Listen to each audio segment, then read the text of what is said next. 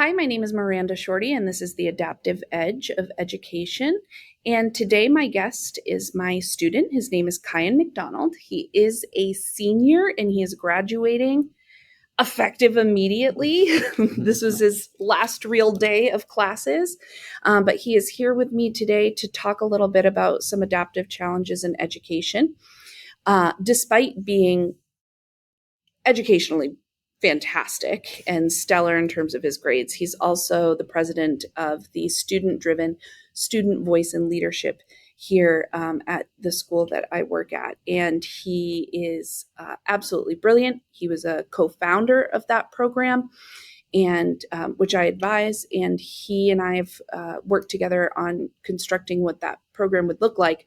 And in addition to that, he's quite possibly one of the most brilliant students I have ever met. So I am thrilled to have him on to talk about some different adaptive challenges related to education and to pick his brain about what this looks like from the student's perspective. So Kyan, I'm going to have you now introduce your topic, what you want to talk about today, and you can talk a little bit about your experience related to this topic and from your perspective, your educational experience, what this has been like for you.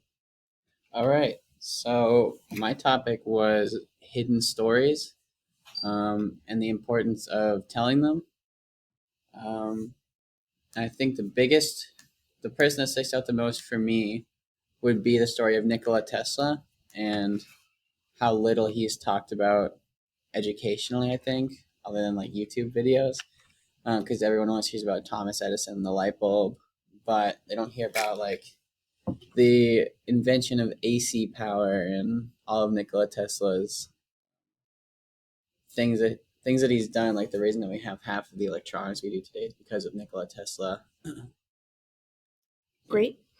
And why do you think this isn't a dominant portion of your educational experience, or why do you think this has become a hidden story? I think it's become a hidden story because Nikola Tesla was always like the do good for humanity. Like, I don't need the money as long as it's doing the job and people are having access to my technology or thing that I'm doing. And Thomas Edison was very much the like capitalize on this idea, build it up and move to the next idea, and just like path of like, as much as Thomas Edison has done good for like the scientific field, he kind of left a path of like destruction of just like what he was willing to do or harm to get the money or the fame that he wanted. And really, I think that, well, I guess I'll start with a little bit of history on Tesla. Is Tesla was trying to prove that AC power was superior to DC power, and DC power being Edison's invention, AC being Tesla's invention. And Thomas Edison was obviously not a fan of this, and really just out campaigned him kind of because he had the money and he had all this. But Nikola Tesla he was an immigrant from Serbia who came to the United States in very little money.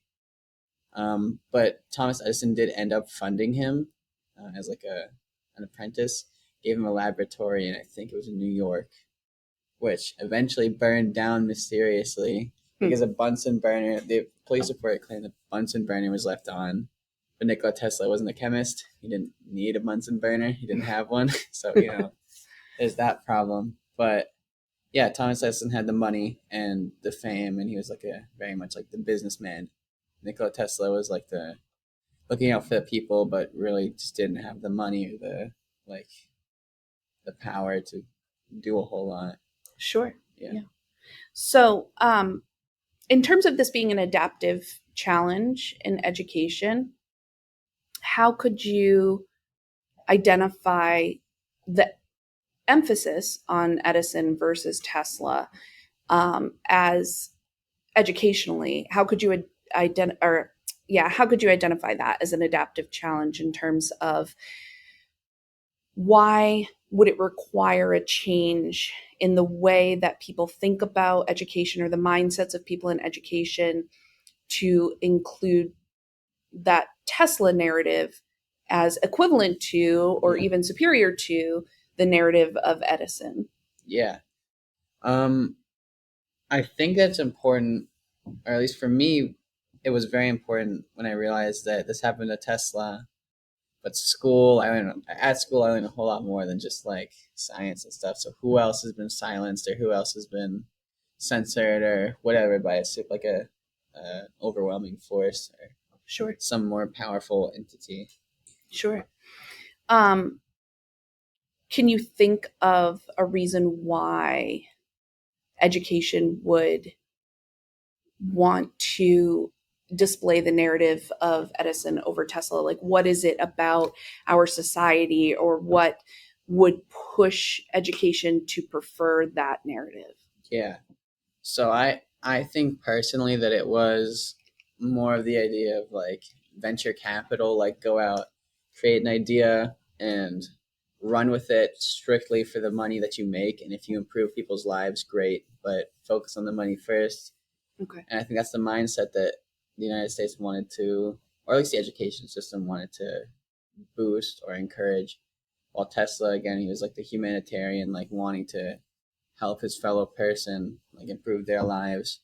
There's also another famous thing he did was like with his patents, I think he would patent things, but he just wouldn't sue people if they used his stuff. It was just like as long as you're using it and you're adding to the scientific field or whatever field it was on, he didn't really care.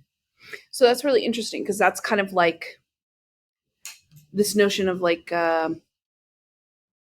free market on the internet for information. Yeah. Rather than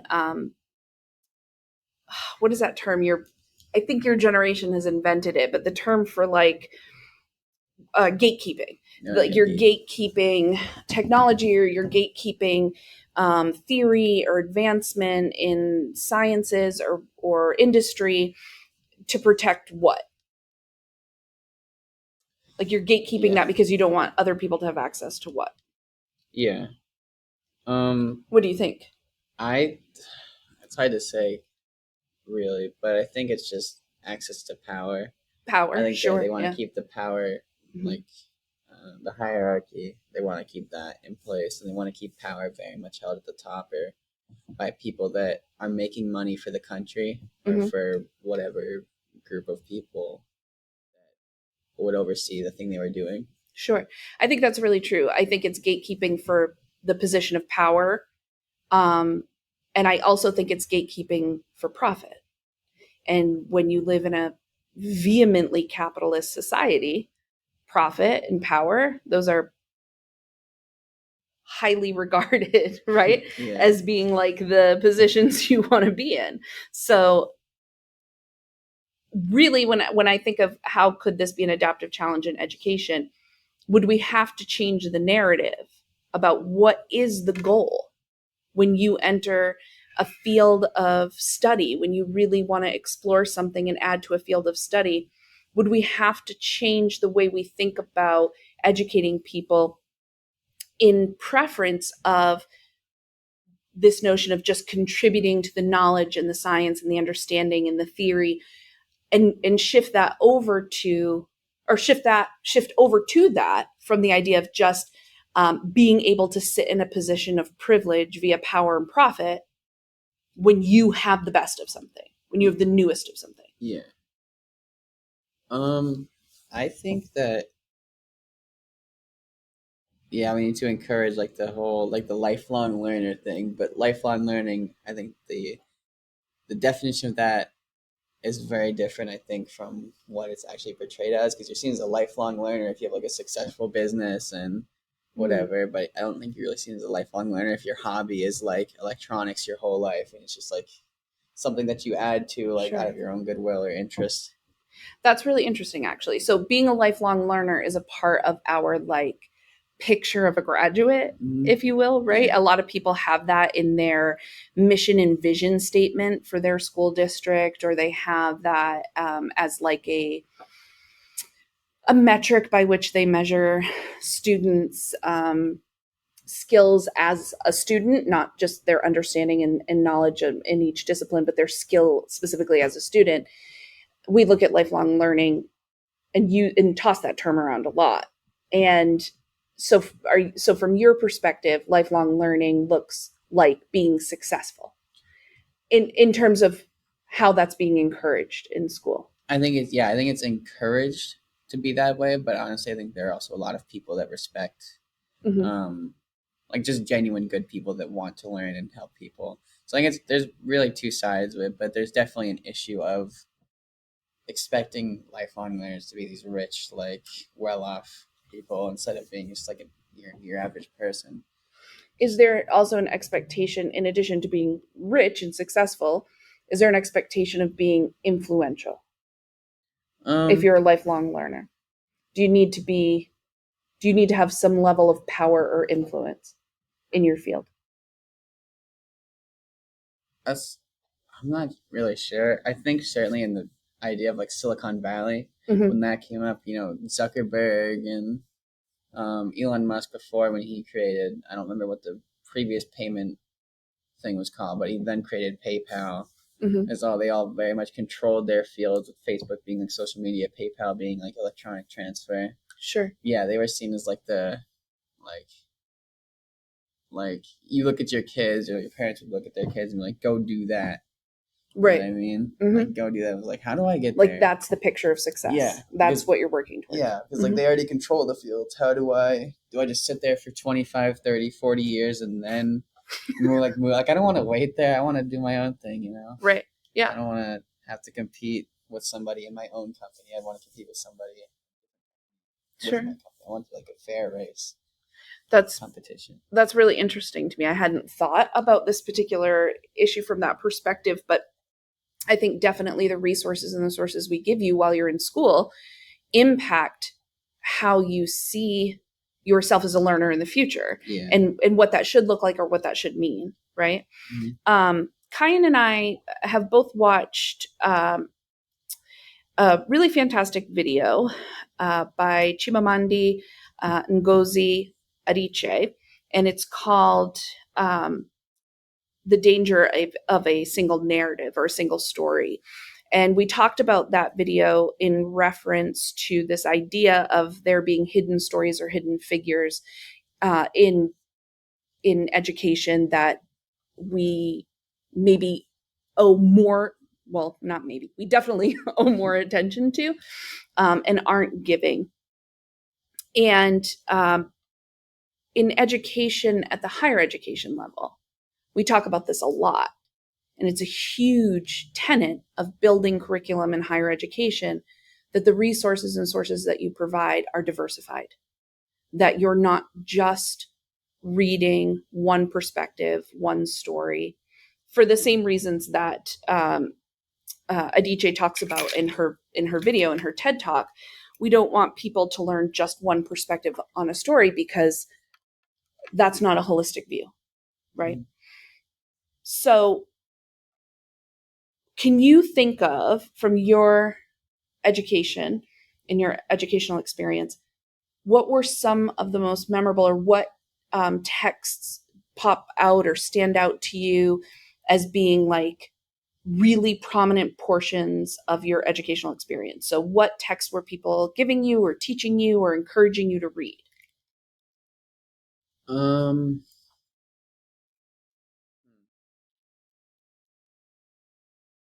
I think it's hard for me to say, because in like my elementary school and part of middle school, that was very prominent. But in high school, it's actually a lot more of like learning from the teacher directly, which I like.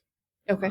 Aside from like math or something, but in like English, you follow like some books like The Hate You Give, or books like that. But there's not a lot of like textbook Sure. knowledge or following. I guess in elementary school, I can't really remember, honestly. Okay. It's been a while. Do you remember? So you read The Hate You Give? Yeah. That was probably freshman year? I think it was my freshman or sophomore year. Okay.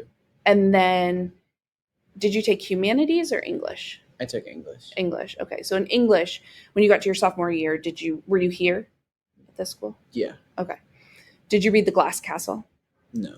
Did you read To Kill a Mockingbird? No. Okay. Did you read... I know what you read junior year, because I taught that. Yeah. And I remember you reading Anthem. Yeah. you when we did our choice novels, you picked Anthem, right? Yeah, that was really good. Yeah, that novel is really intense in terms of considering individualism versus the collective, right? And then this year, did you have language or did you have humanities I or had AP Lit? I had English 12 with Mr. BG. Oh, you did? Okay. Yeah. Do you remember what he taught for novels? We read Malala's book, The Girl Who Shot by the Tub, or I don't remember the exact. I think that was roughly the title, but it was Malala's book about her childhood and the things that she'd faced. But there was also a lot of like personal reading. Okay. We had to pick our book, and then. Do you think in public education we are doing enough for students to get this diversified selection of resources that come from the perspective of multiple sociological identity markers? I think the teachers, for the most part, absolutely are, but I think that really, like the school boards or town governments or like local government, state government, federal government really are not. I think they're actually working backwards at this point because it's been in the news a lot, like the book banning and Sure. stuff like that. They just, in my opinion, the craziness going on, like attacks on teachers and trying to get like the state back in the classroom. Sure. It's scary, but I think that's a big issue.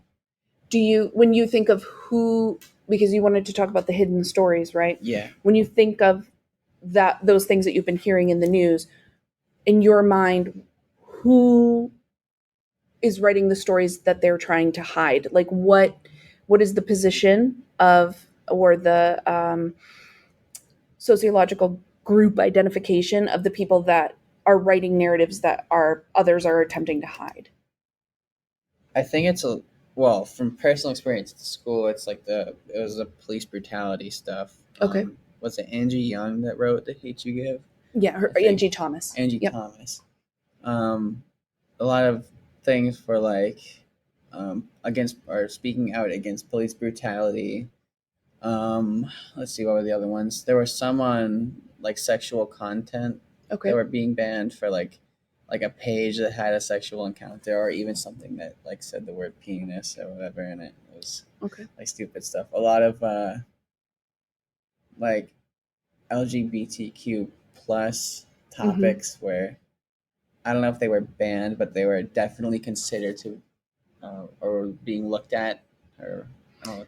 That was the topic of the, well, actually, it was a book about a trans female, and that was in the town next to us, which you might be thinking of because that one made our local news heavily. That was a book about a trans female and her journey growing over the course of her life and learning about herself and the adversity that she had to face. And that book has been fodder for the book banning movement of 2023 nationally as well. So I know what you're talking about. And I think historically we know that those groups are marginalized. We know that those groups are vulnerable in terms of being minority populations with a lack of power and influence, right? Yeah. So I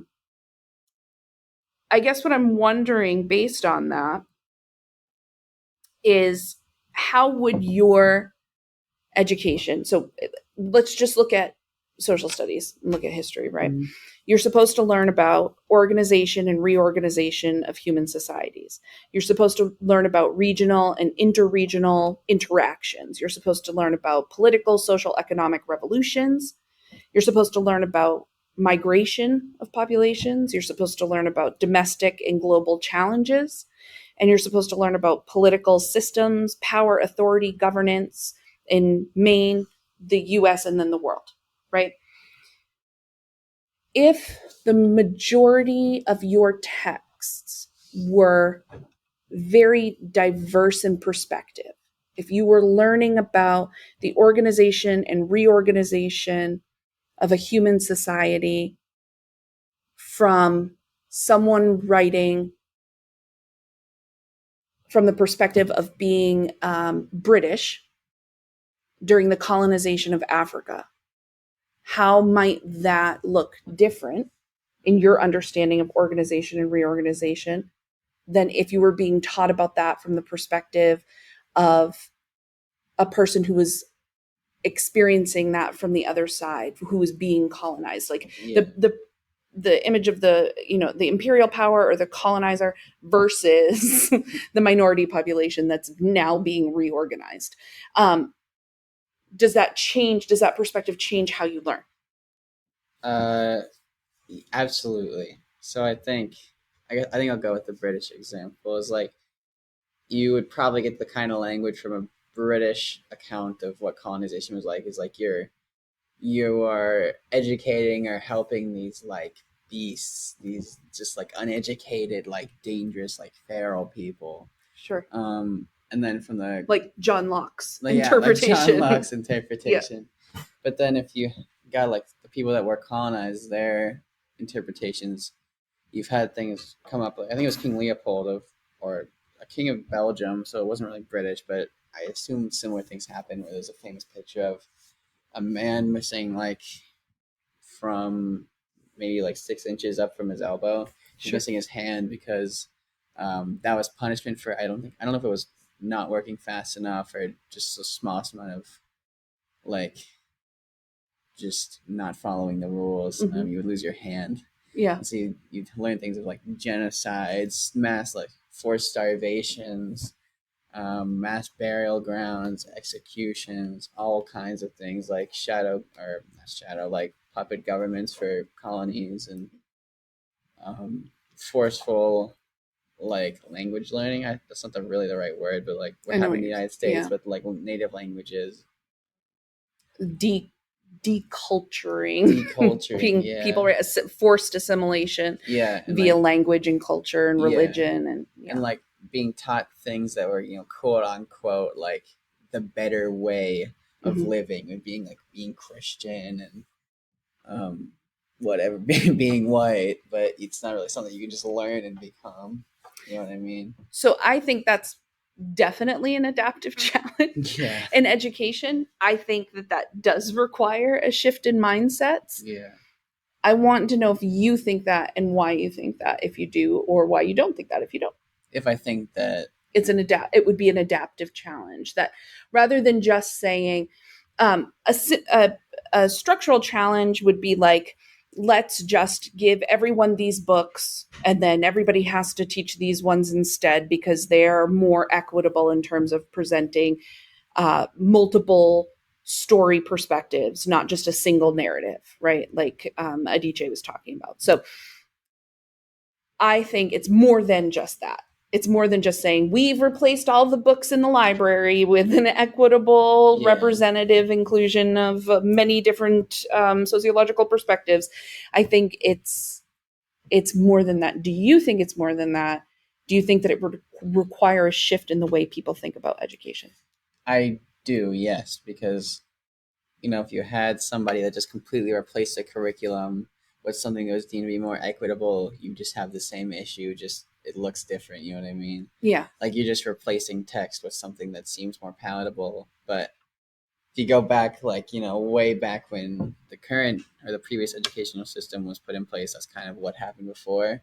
And I just think it's not the right way to go about approaching that problem. I think you have to mix it together. And yeah, you have to have people approach learning differently. It shouldn't be seen as like this, like forced upon you by the teacher, like stare at the paper, read it, and come to me when you're done. It's like look at it and like take something away from it, but I'm not going to tell you what to take away from it, kind of thing. Like interpret it in your own way. And what is the inference that you draw? Yeah, what do you get from this text now? What do I get, or what do I want you to get from this text? What do you as a person, as like an individual, understand and relate to in this text? Sure. Great. That's a great point. When we look at organizations and the need for a full system change to resolve an adaptive challenge, which is adaptive challenges are usually very complex. They're more than just one point solution. Like we can just give you these books and then you're good to go. Mm-hmm.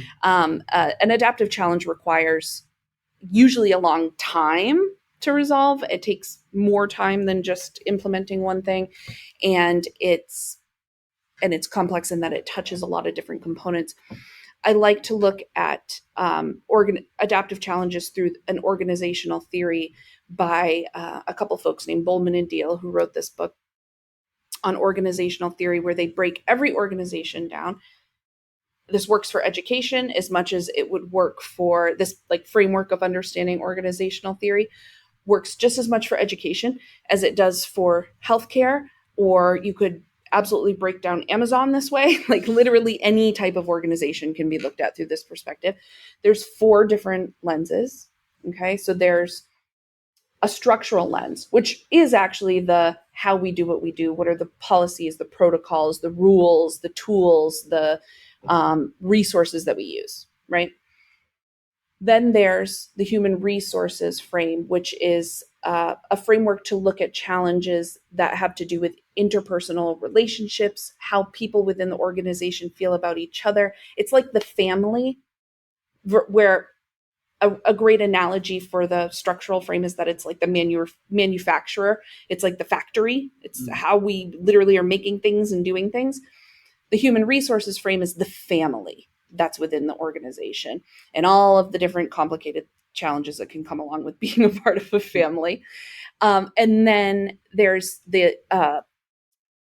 political frame, which is what is the power dynamic here? Who is influencing who? How are people interpreting or perceiving the organization from inside of it, but also outside of it? And who is in control of making decisions, that kind of thing. And then you also have the symbolic frame. So the kind of image that we try to evoke when we think of the political frame is like the jungle, right? Like who's the king of the jungle? Who's on top right now? Who's making the decisions?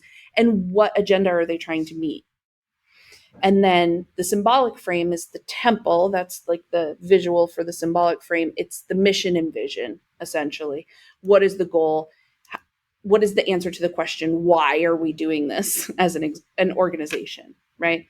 And I think when you have an adaptive challenge, you frequently have issues you need to resolve in every frame.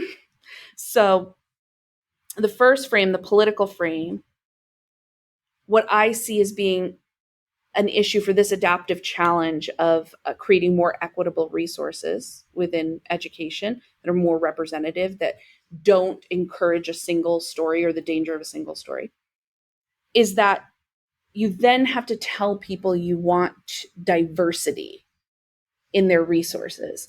And I watched a really great presentation a year or two ago from a woman who talked about how the human brain is terrified of diversity. We don't like difference. We don't like change. We don't like things that are unknown in our very most primitive, basic part of our brain, because those things could be dangerous. So like our most, the earliest developed portion of our brain sees something that we're not familiar with and kind of panics, like we don't know this thing, we don't know if it's a threat or not.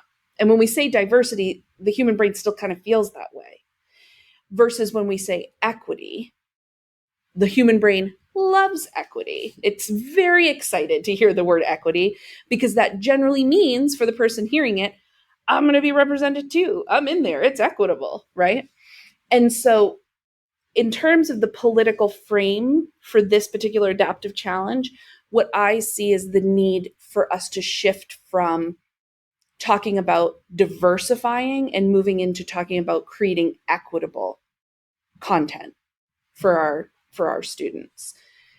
Can you think of another way in terms of this being an adaptive challenge where people's mindsets have to change? Can you think of another way that this could fall under the political frame? Well, you certainly have people that want to remain in power, and that's not just being like the president, or a senator. While they love power, I'm sure, there's always people in the background lobbying or paying for lobbyists to show up and push an agenda or work to have somebody elected that would reflect their views or ideals. Yeah, I think that you have pretty shady groups, families, groups, conglomeracies. I like that you use the word shady because we call those people the shadow government sometimes, Yeah. which is the government that we can't see past the representative government, the figurehead government, right? Like the people we elected to represent us. The shadow government is a term that's used for who are these people really representing, who actually got them elected, who paid for their campaign, Yeah. and who did they make promises to support and push the agenda of to get where they are, right? Yeah. So I like that you called them shady because we call that the shadow government. And do you think that exists in education?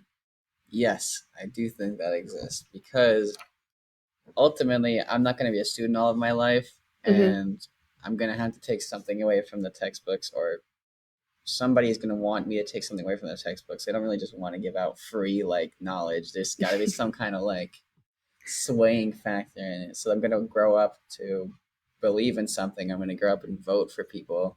And I think you're going to have the fossil fuel industry, or the pharmaceutical industry, or big things like that are under threat now from climate activists, or people wanting to have better health care.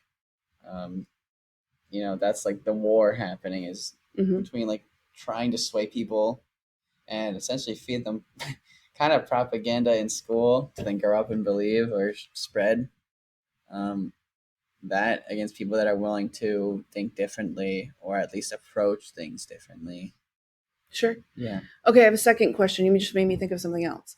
So if what you're saying is that kind of, well, I know this to be true. I'm not sure if you feel this way, but tell me if you don't agree. Originally, conceptually, in the late 19th century, when we were like, we need a public education system and everyone should go to school, right? And by everyone, we meant the white kids, but everyone should go to school, Yeah. right? And everyone should be afforded an education, and that's a human right. That kind of conceptually began at the end of the 19th century in our country. And it went through a lot of different revolutions over the course of the next 150 years or whatever. But one of the things that is happening now is that many of those people that you're talking about, many of those families that comprise what we call the shadow government, which is the people who are funding the campaigns for the people that then become representative in our government and are actually voting congressionally, or are the head of an executive branch or whatever that has power and control. Those people that are funding the campaigns for those people through politically driven think tanks that are nonprofits, a lot of them, even, and this, by the way, is not bipartisan, whether they are conservative or liberal educational think tanks, they tend to prefer the privatization of education, especially through charter schools. And so they make nonprofit donations. Diane Ravitch talks about this in the book Slaying Goliath, which is so brilliantly done. And she's she's so great to read. Like you can hear her voice and everything that she writes. And she's very passionate about what she writes about. But she talks about how privatization gives people more control over the content and curriculum of the students that are in the school, the charter school, which is technically not a private school because it is receiving some local, state, federal funds, but is majority funded by private organizations and nonprofits that are donated to and funded by people who own what? Important things. Very important, expensive things. Really wealthy families, right? The DeVosses, the Koch brothers, the Gates, the Walton family, and fossil fuel industry, like you mentioned, all of those contribute massive amounts of dollars to these nonprofits that open charter schools that do not have to follow the same expectations other public schools have to follow. And if the whole point of public school was to give everyone a representative education that was equitable, as a human right, and you change that from being public to being privatized and funded through people with an agenda, can you see how that becomes an adaptive challenge in the political frame for this idea of diversifying and limiting single narratives? Right. Yeah. So what would you have to do in the political frame? Like, how could you, in a country that supports charter schools and voucher systems and private schools, how could you make sure that every American was being educated with the intention of equitable representation in their content and curriculum? I know the simple answer, but that's not really like the most effective answer. What's your simple answer? I'm dying to know. My simple answer would be like, send a poll out. Do the students feel represented in their textbooks or in their schoolwork or in their schools? But the more complex answer, I think might work better, is probably having these companies, they would have to like come out and say that they donated X amount of money to this charter school. Like, there's no way of sugarcoating it. You have to say, I donated money here. And you have to state their reason. They can state their reason. They can sugarcoat that, but because they do talk about it. The Walton family talks frequently about how they've donated specifically to 1 in 4 charter schools that have opened in this country. Yeah, but how much money and where is that money going? They don't ever talk about why.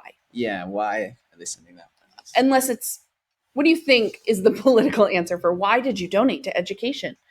Your non-taxable donation to the nonprofit that you donated to, that's an educational nonprofit. Why?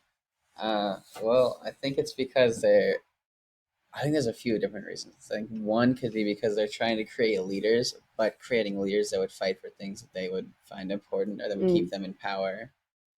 Okay. But another reason could really just be trying to get people to believe your narrative so that when they grow up and they're released out in the world, like, holy crap, like there's this group of people out there that think the exact same way I do. Like, what an amazing coincidence. I should probably like start buying their stuff. And I should probably buy all their stuff and maybe work for them, use their product. What an amazing coincidence. Okay, so there's 3 other frames. There's the human resources frame. I see this being an adaptive challenge related to this human resources frame, in that I wonder, when students who sit in my classroom who maybe don't feel like they're represented by the content or curriculum that I'm teaching, does that impact their relationship with me? Does that impact how they interact with me or how they interact with education and people within their educational sphere at all? Do you think that's an adaptive challenge do you think that's something where people would have to change their minds in order to help them create change in that frame? Changing that frame being like a better relationship with their teacher, a better like connection with their teacher. Okay. Yeah, I think I do. Let me ask you that, because you gave the example of Tesla. Yeah. Right? What if we came out and said, all right, you have to do an entire unit on Tesla in addition to an entire unit on Edison? Do you think every science teacher would say, that's a great idea, I'm going to go ahead and do that? No, I don't think they would. So then, does changing their mindsets, because this is an adaptive challenge, will that impact the human resources frame? Yeah, it would, because you'd have students that want to learn about Tesla or already have like a past interest in Tesla. That would spark their imagination and their interest and all these kinds of things. They'd be excited to come to class rather than just learning about Thomas Edison doing the same unit that their brother did 2 years ago. They told you all about, that you read about on YouTube, because it's what everyone learns about. Okay. Yeah, having choices is always great. Awesome. In building, as an aside, I agree with you. I think when we give students choices in terms of what they learn about, and we give them the most choices we can give them, and they can find something that's representative of themselves in those choices, I think their interaction with educators is better. Does that make sense? Yeah, I agree. Within the symbolic frame, this is a tough one. everyone has a mission and vision. Every organization has a mission and vision, and they're constantly changing it and reflecting on it and modifying it, which is important because the world is constantly changing. Students are changing, expectations, needs are changing, right? So we are always modifying that in theory. What would we need to add to a mission or vision statement within the symbolic frame to deal with this adaptive challenge? Like, what would we need to add to a mission or vision to deal with the fact that this would require people to change how they think about education?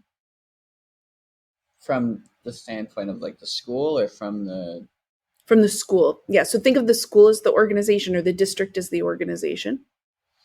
Or you could think about federal DOE or the state DOE as the organization, however you want to look at it, or education as an entire organization. What would we have to change about our mission? And what do you think is our mission and vision? Why are we here? Well, ultimately, I think we are here to learn, Mm-hmm. the students.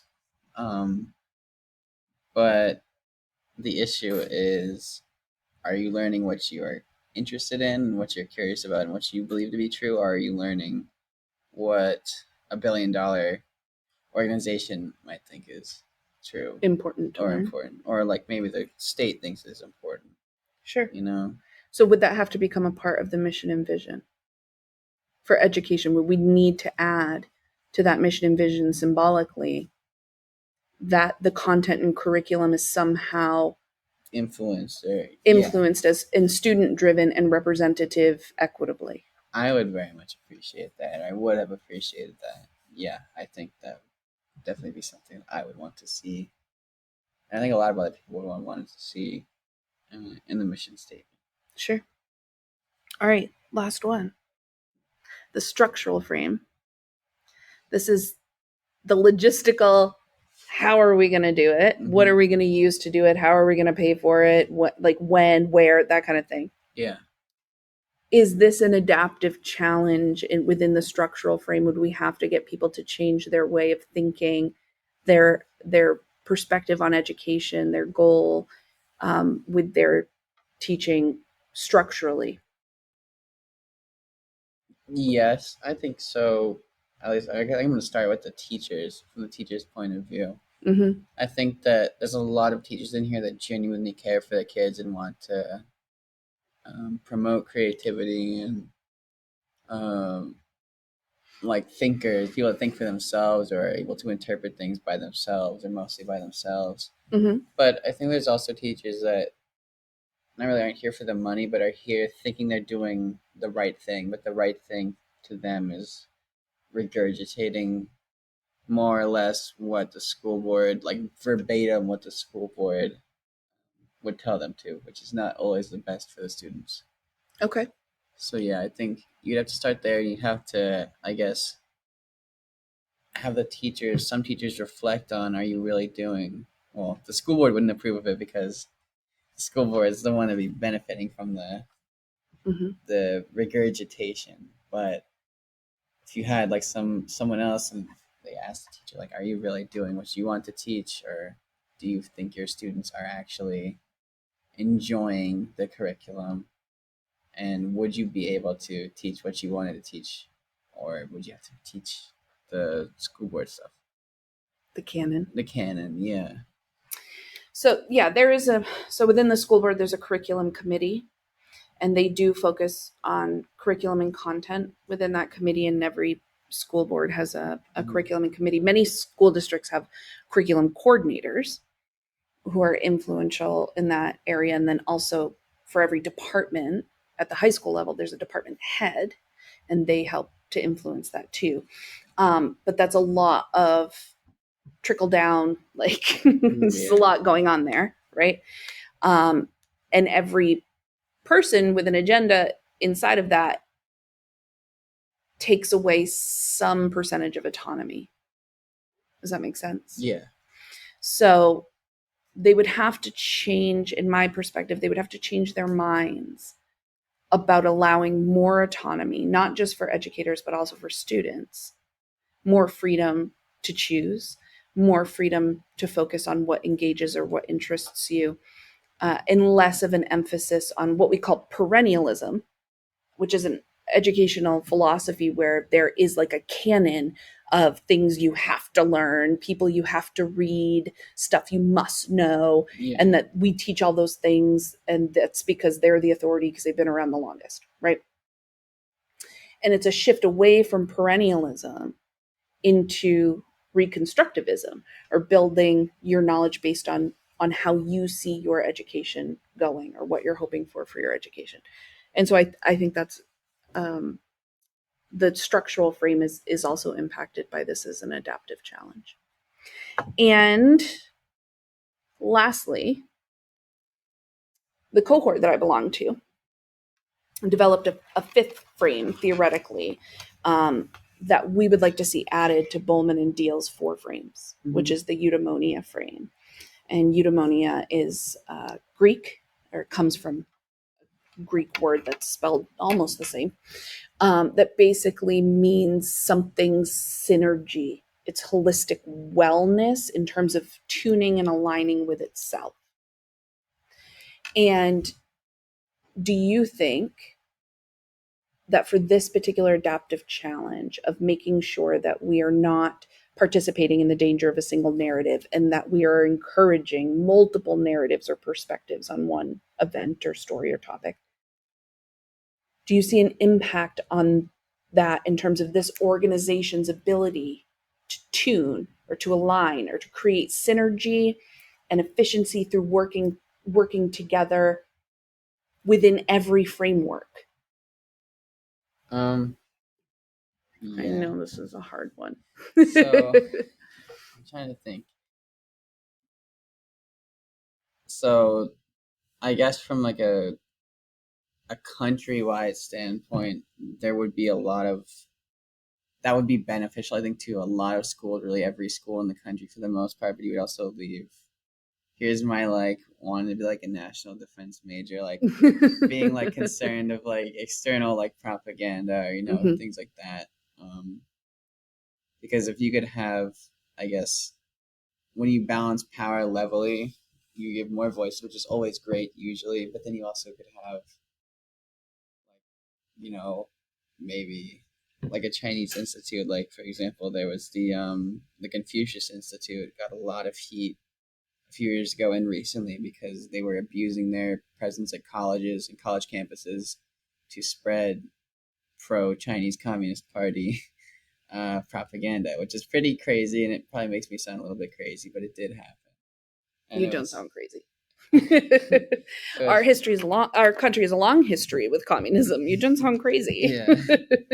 So, but what I really like that you brought up is not looking at the microcosm of the synergy of one organization within education, but the synergy of the nation as an educating body. Yeah. Deeming education as a human right. Are we working with synergy and tuning as a collective, as a whole nationwide organization? And I think it's really poignant that you brought that up, because you're absolutely right. Remember I told you that this is not a bipartisan issue, except for one thing: the voucher system. The voucher system is partisan, predominantly conservative. Congressmen and lobbyists want a voucher system. What is the voucher system again?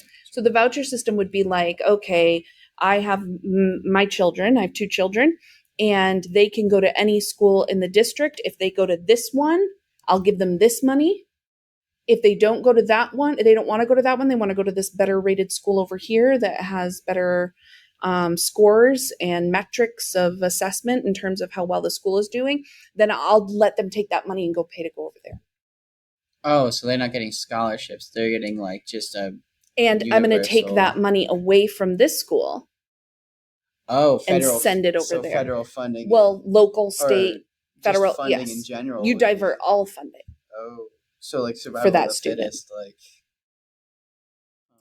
There are people who really support the voucher system in terms of touting it as an equity idea that if you live in a neighborhood or a district or an area that struggles with education, has underperforming schools, you can use your voucher to pay to go to a different school and take money away from that struggling school and toss it into the school over here that's assessing better. I think that would be extremely problematic because we already have the issue of like, I was thinking of this documentary I watched. I can't remember what it was called, but it was a Vice documentary on focusing on a school for children that struggle with like their home life or whatever. It's like a school for troubled children. I just don't like calling it that, but I can't remember what I should call it. It's in, I think, Detroit. At-risk youth. Something like that, yeah. And Miss Peregrine's Home for Peculiar Children. Yeah. But it was just the struggle of having these schools that really get little to no funding and are funded mostly by like grassroots community efforts, which usually people in lower income areas can't support something like that when they already have to feed their kids, feed themselves, pay the bills, you know. There's just if you then took the funding, like a little funding that school got away from them, they would die. There would be no place for these kids to go to school. And that does happen sometimes. Yeah. There are people who are proponents of closing public schools that are underperforming and diverting that money to charter schools, private schools. So I think when you say the synergy, like looking at the eudaimonia frame of this, are we all working together towards changing minds or building progress or being change agents towards supporting multiple narratives and not having the danger of a single narrative? If you look at the synergy of education nationally, there isn't any to build off of, right? Yeah. Like we're already struggling in that arena in terms of what do people think is education should look like. What do people think should be the goal of education? What should the content and curriculum be? How should it be structured? The power dynamic of education. There really isn't a whole lot of national synergy there. So I think that was a really good point that you brought that up, because we do have this governing body, the federal DOE, and they do have the supremacy clause of if they create a policy that needs to be followed by the state and the local government. But we still have these other powers at play. We still have state governments, state DOEs that have influence over education, and district school boards, district policymakers. So is there synergy there, right? And I think based off of what you are getting at, I think probably not. Yeah. And so it would be very difficult. This certainly would not add to building synergy, and it would have to be considered as a part of this adaptive challenge, right? How do we get everyone on the same page? Yeah. Tuned to the same tuning fork. Hey, you know what? High five. Good job. I'm so proud of you. Thank you very much for coming today and for talking with me on your last day of school, where you could be out and about with your friends and doing really fun, cool things, but you're still here after school talking to me about these very complex issues. But I'm really happy to have had you. So thank you for having me. Yeah, and honestly, I would be doing this exact same thing, but at home over the internet. So it's a lot more fun in person. Well, I will take that. I'll take that as a compliment.